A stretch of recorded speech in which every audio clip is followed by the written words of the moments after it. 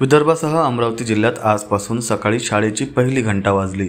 नवीन सत्राच्या पहिल्या दिवशी सर्व शाळेत विद्यार्थ्यांचा आनंद आणि जल्लोष पाहायला मिळाला। मात्र शिवाजी शिक्षण संस्थेतील अमरावती शहरातील श्री शिवाजी उच्च माध्यमिक शाळा आज बंद असलेली दिसून आली। शिक्षण संस्थांच्या विविध मागण्या प्रलंबित असल्यामुळे आज शाळा बंद ठेवण्याचा निर्णय घेण्यात आला।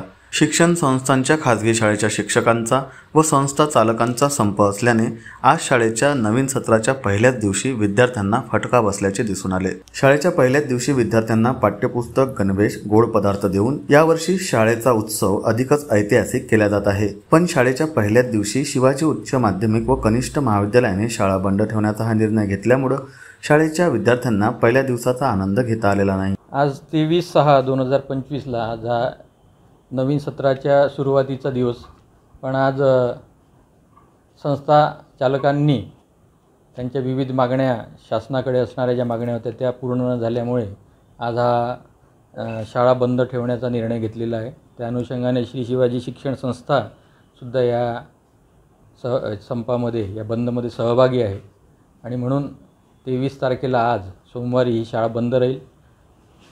24 तारखेला नव्याने हे सत्र परत सुरू होणार आहेत। नवीन प्रवेशित विद्यार्थ्यांचं स्वागत करायसाठी 24 तारखेला आम्ही सगळेजण तयार आहोत। शिक्षक आणि संस्थेच्या आदेशान्वये आम्ही आजच्या या बंदमध्ये शिवाजी शिक्षण संस्थेच्या सर्व शिक्षक आणि कर्मचारी हे सहभागी आहोत।